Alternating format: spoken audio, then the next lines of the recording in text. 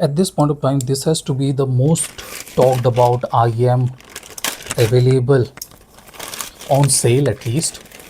This is Tangzu Waner SG2.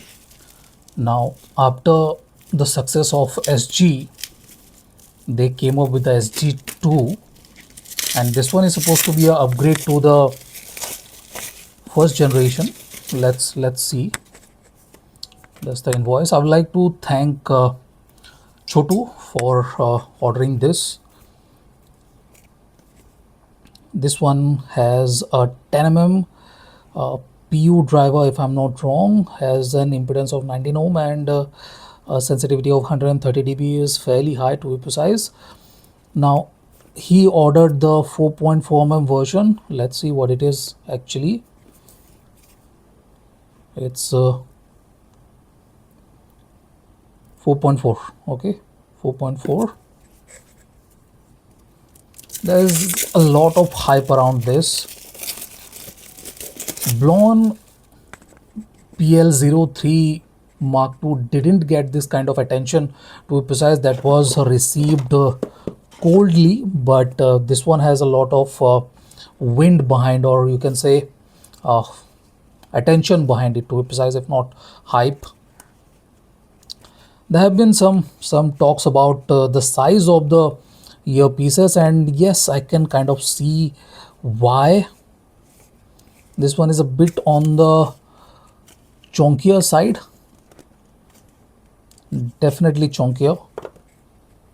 For just a 10 mm DD based IEM, this one is fairly voluminous, to be precise. I like the design, it looks nice. This black color looks reasonable, but I'm not exactly happy with the kind of stuff they have done with the finishing. Okay, quality control, you guys can see there are some marks on the body of the IEM, so it's not exactly great, to be precise. It is good looking, you guys can see it is definitely good looking, but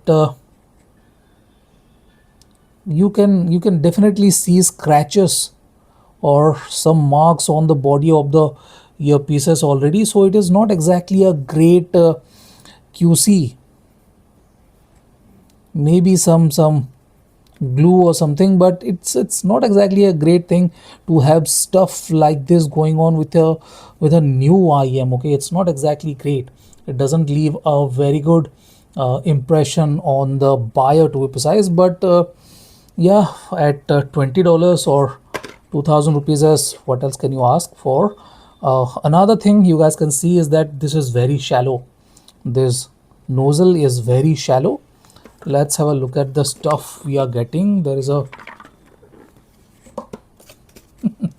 I don't know what is the use of this kind of things, but doesn't matter.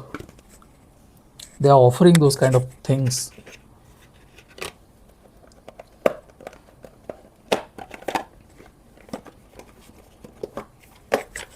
So this is the 4.4 mm cable.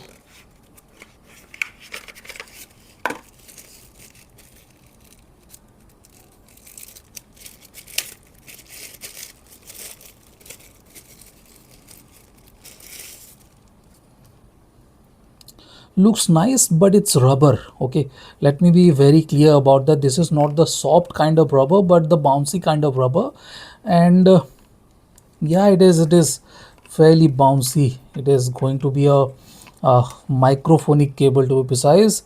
No issues with I guess memory, but that is yet to be seen. Let's check if it has some memory or not. No, not much memory, to be precise, and the jack too is not heavy, so that is a good thing. No issues, no exactly big issues with the cable, but this could have been slightly more supple, slightly softer. It's okay, not bad at this point of time. For a $20 IEM, what else can one ask? Now, I really appreciate the fact that they are offering it with 4.4 mm balanced option. So that is a good thing, and it comes with some interesting choice of ear tips. The Sankai ear tips, if I'm not wrong. Have they mentioned anything about that? What's in the box? They have not mentioned anything about the content of the box of the IEM even, but yeah, these colorful ones are the interesting tips here. These are the generic, these smoke and red tips are the generic ones. These are the special ones, so I'll be using this large size tips. So this is the unboxing. I'll include the initial impression within this video, so watch out for that. Tangzu Waner SG second generation is the hottest budget IEM at this point of time. This one has some mixed feelings with the reviewer and buyers too. Some are saying this is a proper upgrade, some are saying that this might not be a proper upgrade but a more like a side grade. But in any case, this is a beautiful looking IEM. Let's start with the build and that kind of stuff. And as I have already shown you guys in the unboxing section, this one is not a very cleanly built IEM, to be precise. There are some dirt and glue on the shell, and this shell in its own is very shallow. You guys can see the depth of the shell is not even deeper than the ear tip. So this is a very shallow shell, to be precise, and this slight protrusion in this area is making this IEM uncomfortable, not very stable inside the ear, and thanks to its smaller size it is not helping either. So some of us might feel this one is not a very comfortable IEM inside the ear.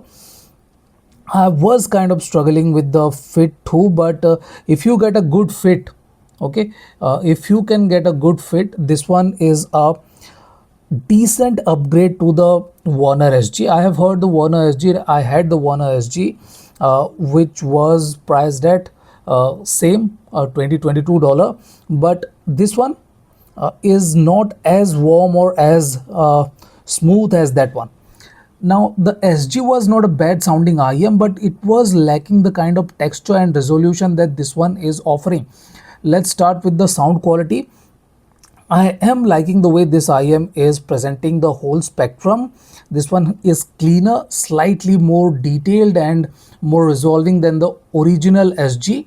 But the problem with this one is that this one is not bassy enough. Okay, this one is not delivering a rumbly, airy or even big bass notes. Okay, what it is doing is it is tighter, cleaner and delivering better definition with the bass notes. Okay, it is not punchy or very fun, to be precise. It is not mid bassy either, so do not expect a lot of bass punch from this little IEM at this point of time.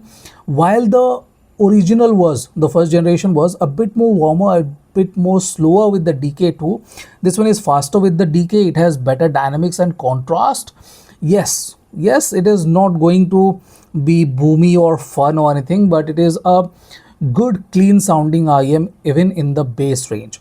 Okay, if you move on to the mid range, that is where this IEM is slightly lacking the refinement levels. Okay, if I burn it in, it will be a bit more refined, it will be a bit more cleaner in that region, but at this point of time this is uneven. Okay, there are some sharpness, there are some peaks here and there which can be slightly uncomfortable, and the tonality and timbre are not exactly accurate or very natural, to be precise. It is decent.